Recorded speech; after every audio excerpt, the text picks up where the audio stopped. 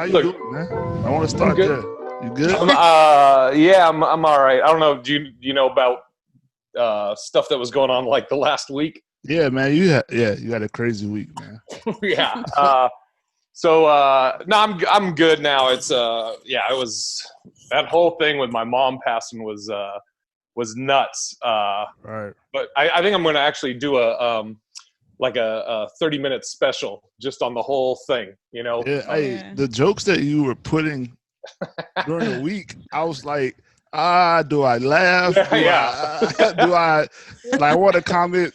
You know, a smiley face and a crying face. I didn't know what to do. Like, it's and there's so much stuff, like even stuff that I didn't put out there, but that it's still funny. I mean, uncomfortable situations are funny, I think, in life in general. And when she passed, I was holding her hand, and like she's laying here, I'm holding her hand. My sister's here and my niece is here.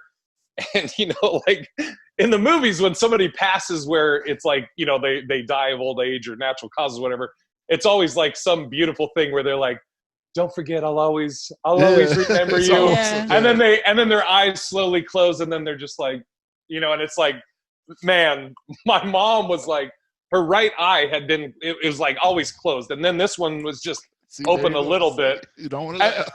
No, yeah, you should laugh. She's like, for 12 hours, she was doing that rhythmic breathing where she's like, and then it stopped. And so then we look at her, and this eye right here just starts rolling into the back of her head. That is insane. And dude, I froze. I was holding her hand, and I was just like, and my sister and my niece, who, they love her, but as soon as they saw it, they just go, oh, dude. But thank you for asking. Yeah, I'm good. I had my cries, and I had, I'm good. It's and good, the family's man. good and everything, and it's a crazy time. But thank you for asking. Cool, man. I think that's a great segue into what we wanted to talk about today. Yeah. Obviously, we're back into the peak of another racial tension, police brutality hill.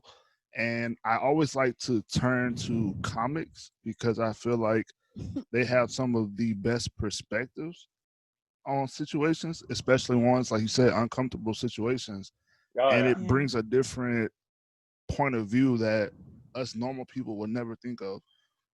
So I know for you, how do you navigate during this time as far as content, being a white stand-up comedian? It's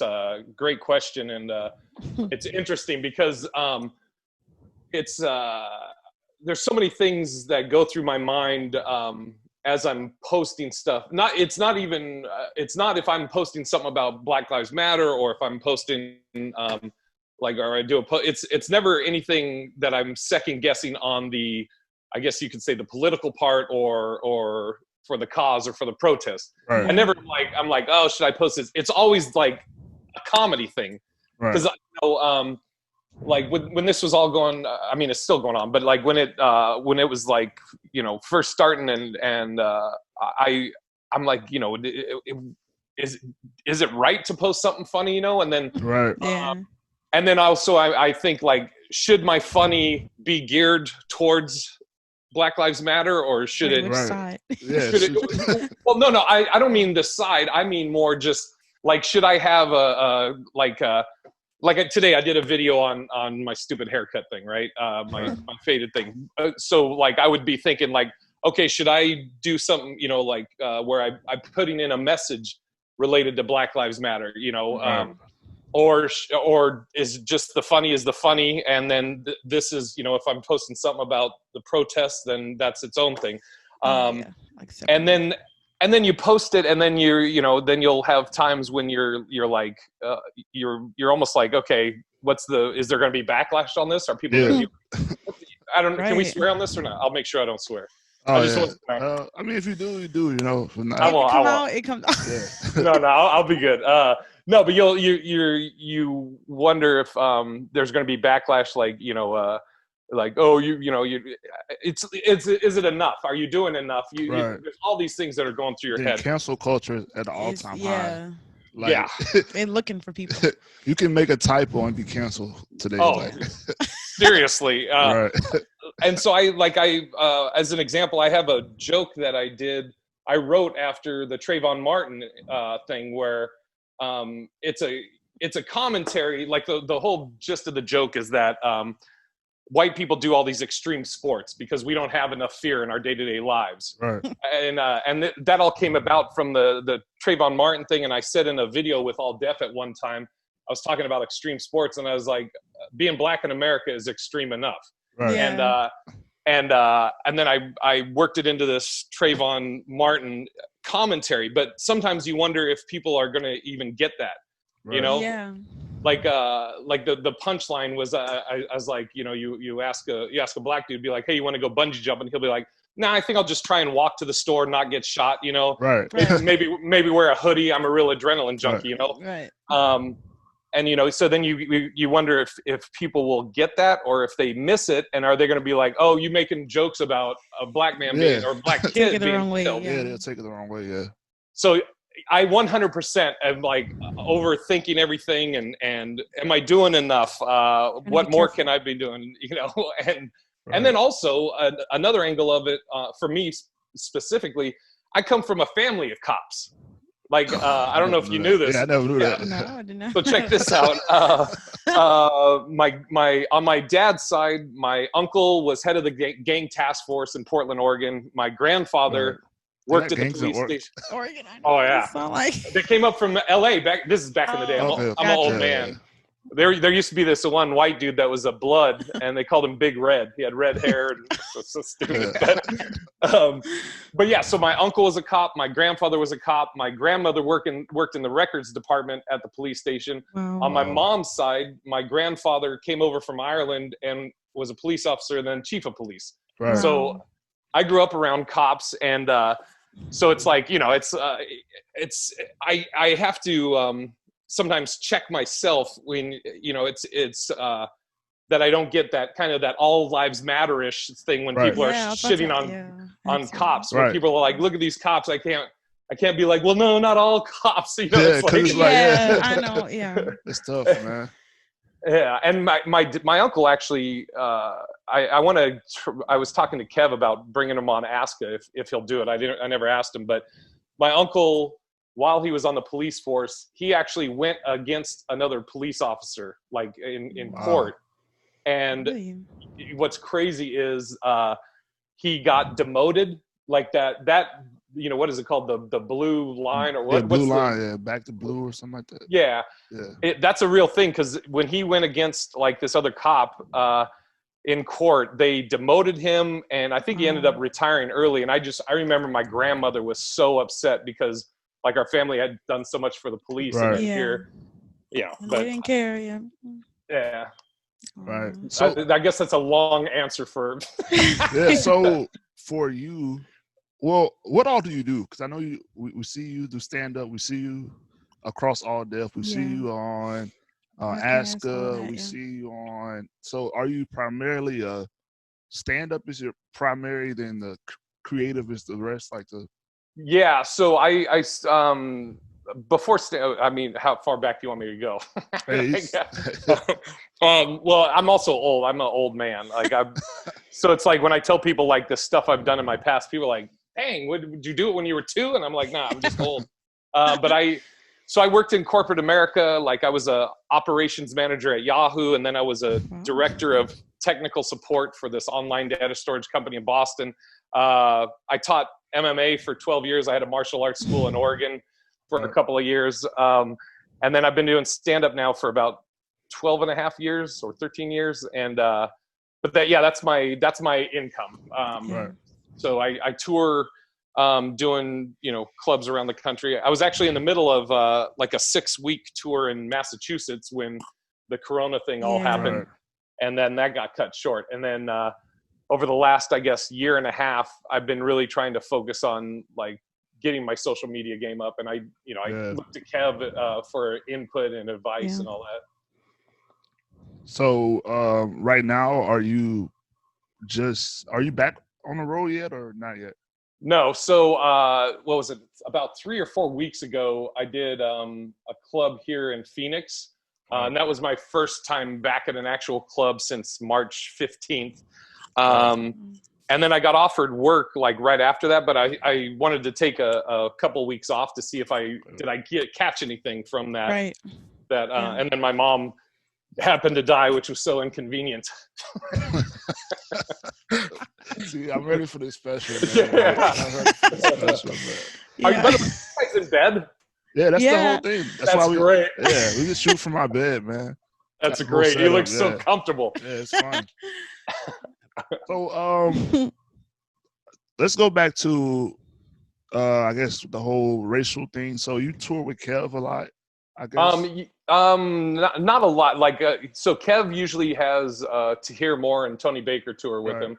And then so I kind of came up with Kev. Like I started in Boston and then I was there for a couple of years. Then I went to Seattle for like 4 or 5 years. And then I moved to LA like 5 or 6 years ago. But like I remember the first time I saw Kev, it was at Nate Jackson's room in Tacoma.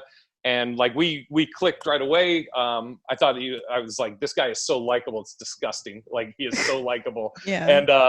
And I like I got him gigs and stuff when we were in Seattle when he was first starting out. And then, but as far as now, so he usually Tahir and Tony will go on the road with him. And at one point, remember Tony was getting sick or he was having dizzy spells. Right. And so when that happened, Kev was like, "Hey, you want to come out and you can feature for me?" I was like, "Yeah, of course, I'm in." And then so I there was a few dates I covered. I probably did like you actually came. We actually went to your show. Where was it at? In that was Lafayette. Yeah. Right. Great show. Yeah. I remember the humidity. Oh yeah. Something else. I think you have boob sweat on your shirt. Oh yeah, that's how it is, man. Like, what are we talking? Yeah. I would never say that to a lady. Right there you go. Cancel. That's funny. Yeah, exactly. That's the only clip. Is you just cut that, me going, I think you have boob sweat, and then you just go, "What did you say?" Yeah, what did you say? Yeah. Yeah, I mean. Do you find yourself when you're in front of like black audiences, do you read the room per se? Like if you know like right now everybody's upset about police brutality, Black Lives Matter. If you were to go into a club, you know, with primarily a black audience, would you kind of change your set to or? Good question. So I mean I have jokes that I kind of like I might have done the joke where I say like I grew up in a predominantly black neighborhood, went to all black school, blah blah blah, whatever white people say before they say something about black people, right? But I do that in white or black rooms, and there's a comic that a long time ago gave me advice where he's like, dude, the jokes are Robert Kelly, his name's Bobby Kelly, but he was like, dude, the jokes are the jokes. You're gonna get what you're gonna get, but and I don't know if I necessarily like. There is times where I'll adjust jokes. Like for when I'm with Kev, we're doing churches, and so I can't swear, can't do sexual stuff, and so I'll adjust in that way. But I mean, there's not a lot of jokes that I have that. I mean, pretty much every joke I have, I would stand on it. You know, I wouldn't be like, I didn't. Right. I don't mean that or whatever, because most of the time. I've always said that anything I say on stage, it's either something that happened to me, so it's like a true story, or it's something that I believe strongly in. Like the extreme sports thing is, it's like it's a joke, but it's also got a message in there. Yeah. Right. And I definitely agree that I feel like we should not censor comedy. Like I feel like so many people take comedy out of context and don't. Oh yeah. I mean, if it's funny, first off, it's funny. Laugh. Yeah. And then, like, don't feel guilty about being funny. Laughing when you want to laugh. Like, I never understood that. Like, people will literally find a funny Dave Chappelle clip, Andrew Schultz, you, Kev on stage, and they will find something that is slightly offensive. Yeah. It's still funny. Like, you know, is it still funny, though? Did it make sense? Were they just saying something to be mean? Like, you know, it's so much that goes into a joke. Like, it's not just somebody talking. Like, Dude, it's the. I mean, if it's a good comic, which I like to think I'm a good comic, but like if it's a good comic, you will. It's almost like a playing chess with the audience. Like you're 3 steps ahead.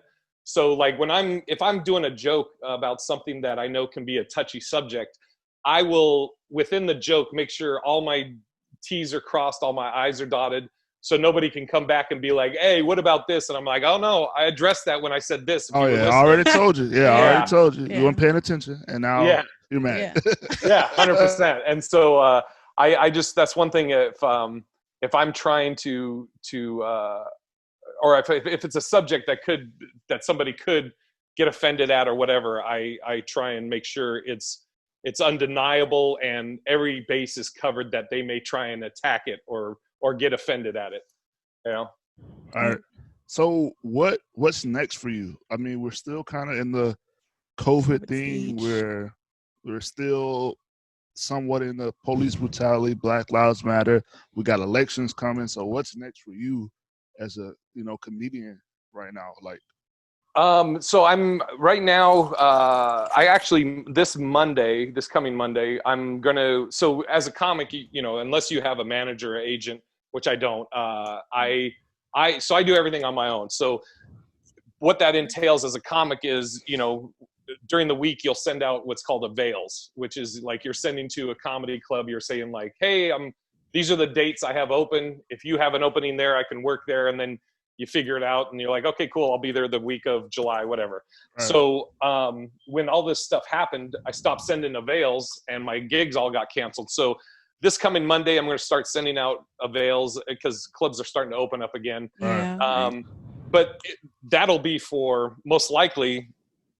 maybe for like October on. It's not going to be like, oh, okay, cool. Can you do something next week? It's going to be, a couple of months. Yeah. So that's one thing I'm doing. And then I'm about to get a place. I got to figure out where I'm going to move. I've been since March of last year. I've been homeless, but not in a bad way. I have to tell people. I always have to say it's not in a bad way. But I was living in Hawthorne in California, and my lease was up March of last year, and I put a bunch of my stuff in my buddy's garage in Pasadena. Mm-hmm. And when I'm in LA, I'll stay at his place. And then when I'm in Phoenix, I stay at my friend's place where I'm at right now. And then on the weekends, usually I'm at a club every weekend. So, it's like I'm only at these places 2 or 3 days. But now I'm going to get a place, and I'm debating if it's going to be back in LA or Vegas, possibly, maybe Vegas. What would be cheaper though? Vegas, right? Probably. Yeah. Well, here's the advantage. Like LA, people are like, oh, you got to be in LA for auditions and all this stuff. Which, I mean, I think this pandemic really opened people's eyes that you don't have to be in LA. I mean, like Kev's in LA because a lot of his guests and a lot of the people that he works with are in LA. But I mean, what he's doing, he could do anywhere. And so with Vegas, like the cost of living is like you can get a 3-bedroom for like $1,200 to $1,500. Right. It's got 8 comedy clubs, which has shows usually 7 nights a week. So you have work there, and then it's the cheapest airport to fly out of anywhere. So and so all those things, I'm like, this might be, and plus it's like I think the scene's kind of booming right now in Vegas. Right. Yeah. That's cool, man. So, are you guys still doing? So you're still doing your podcast, right? Ask It? The Ask It, yeah. We're doing next week. We have 2. We're doing here. I'll give you a little inside scoop. We're doing. I think these are the 2 we're doing next week. Somebody that had Corona and like what their experience was with it, and then buddy of mine, ask a student of Bruce Lee's lineage, a guy that studied under one of Bruce Lee's students. Oh. So that should be I think my favorite so far, it was hard to listen to, but it had to be the witness protection. Oh, yeah. That one was so interesting. Weird, but like I could not turn it off. Like, oh yeah, and that's a buddy of mine, and it's because I think Kel started getting nervous, like he didn't want to say too much. You're looking at like, hey, what's going on here? Like it was intense. I'll send you a link. I think I put up because he did my podcast like years ago, and the audio his voice is disguised also, but I think it's better sounding. Okay. I'll send you a link to that. I'll try and find it and send it to you. Cool. Because that was interesting. Yeah. Crazy. The only one I didn't like was the one with the black Trump supporter. Oh yeah. I just feel like it was the worst example of a black Trump. Like it was like, you guys were asking like legitimate questions and they kept, just the most random answers. Yeah. Like It's I won't say anybody specific, so I won't say this is necessarily about that guest, but just in general, it's that's one of the most, I guess, frustrating things is like you're interviewing somebody and they kind of are just like, I don't know, and you're like, well, why are you here? That's you're interview, and then we can't. And it's also the other part is like, there's definitely times where as you're interviewing somebody, you want to call them on something that is BS. BS, but, right? But the show's not about that. It's not about being confrontational. Yeah. So you got to let them just spew whatever if they're spewing something dumb, and you're just like, right. And I watched you guys walk her into like a little.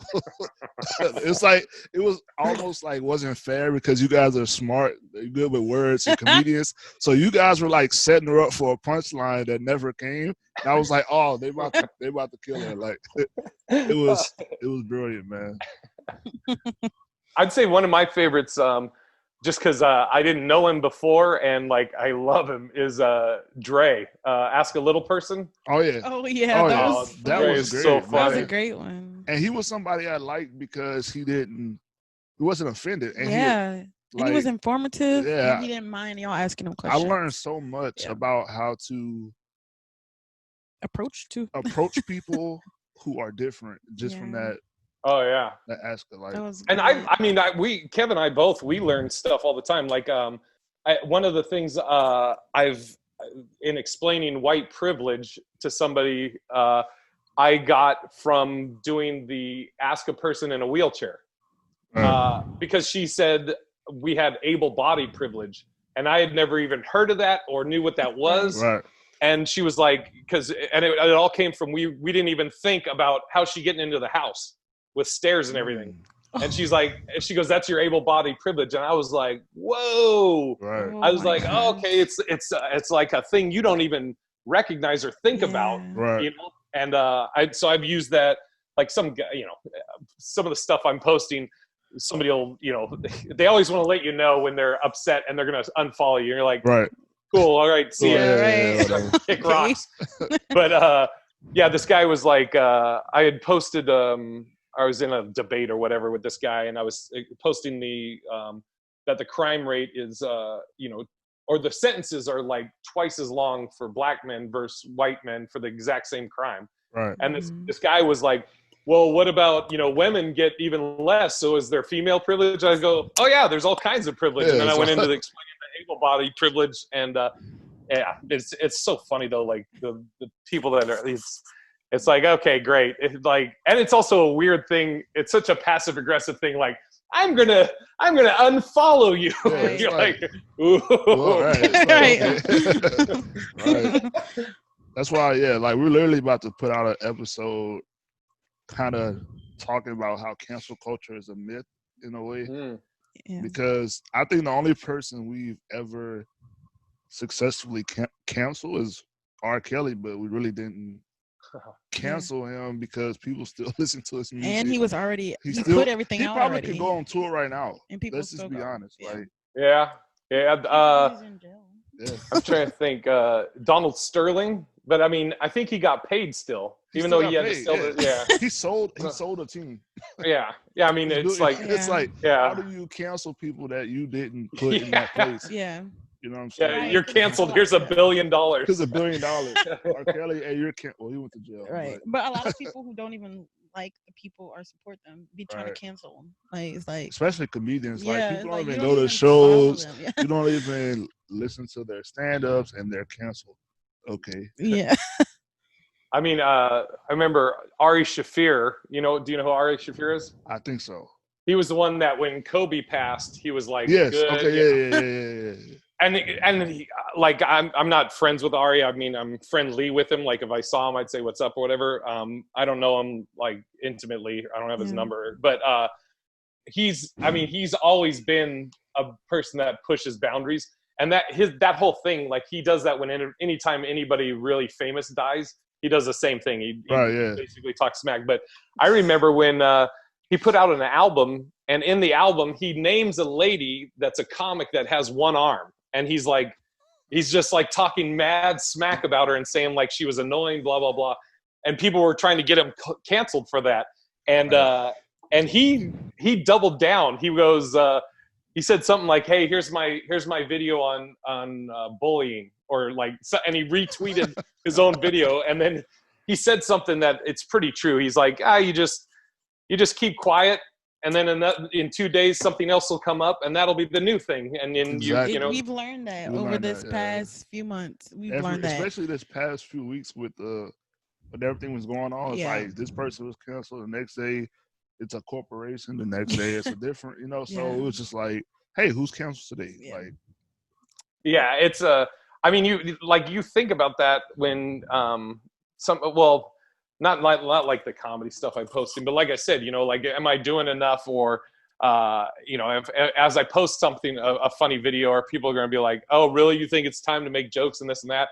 And the only thing I take solace in is just, I know where my heart's at. And so, I hope that, I hope it comes off the way it's meant to. Right. Right. Yeah. All right. And I also, sorry, I'm interrupting. I was going to say, also the other thing is, I had a lot of people message me saying like, I'm glad you're still doing like these funny videos, because I need these, at different times, black people and white people, and it's like all right, that makes me feel good that it's like, if it's helping people at all. Yeah, it helps, man. Yeah, like, laughter is good for the soul. Man. Yeah. Look, last question, then we'll let you go. I need your top 5, man. Top 5 comedians. After myself. No, well, there's I'll just tell you, God, I'm realizing every question you ask me, it's like, it's so long-winded. Like, there's an old saying that you ask a person what time it is and they tell you how to build the watch. Right. But some advice I heard a long time ago, this guy said, when people ask you who's your favorite comic, if you are not your own favorite comic, change your act. And I always was like, oh, that's dope. But I would say Patrice O'Neal, I would put up there. This comedian out of Maine I worked with, and a lot of these are from like my experience working with them or seeing them in person. There's a comedian out of Maine named Bob Marley, white dude, that I worked with him. I'd worked with him a few times, but I watched him do an hour, and I was like, do we even do the same thing? This guy is on such a level, and he works clean now. So I put those two. These won't be in any order. Joan Rivers, I'd put up there. Yeah. I think she was fearless, and I don't think she gets enough credit for what she did for female comics and comics in general. Right. Yeah. Let me see who else. Man, do I put? Let me think. I like Burr a lot. I like Bob Kelly. Robert Kelly is. Oh man, he's tags on tags. Chappelle, of course. Man, I got a name. I got to pick it too. All right. Chappelle. I put Chappelle up there, and one last one. Oh man, you know what? Just because I loved him growing up and watching him with my pops, Don Rickles. Okay. Don Rickles. Did you ever watch Don Rickles? I did. I know it is, but yeah, me too. But that's for the old. Yeah. and you talk about somebody that probably would get canceled now, right. Because his whole shtick was basically just ripping on people, and he would. I mean, he would rip on people about race. He was a Jewish dude. He would, rip on Jewish people, and just fearless. And my buddy, I'll just tell you a quick story, unless you want me to shut up. No, you're good, man. So he's known as he's the insult comic, right? So my buddy, who was a comic at the time, Mike Cummings, went to go see him, and in the middle of Don Rickles' show, he calls a couple of people on stage. My buddy Mike happened to be one of them. So he's got his arm around him, and he's like, oh, so what do you do? And Mike's like, oh, I'm a comic. And then in the microphone to the audience, he'll say something, insult him, rip on him. People are laughing. And as people are laughing, he leans over and he's like, stay with it. Keep going, man. You're going to be great. You're going to be great. Back in the mic, rips on him. Look at it. He's fat, blah, blah, blah, blah, blah, blah. People laugh. He's like, I'm telling you, you can do this. Like, and I thought that's such a great story. And right. he was known for being like the insult comic and on off stage, just like the nicest dude. Right. Yeah. I put that's my 5. I'll shut up. Got you. That's good. Well, look, man, I appreciate the time. Yes, thank you. Thank you for having me. Man, no, I was like, shut up.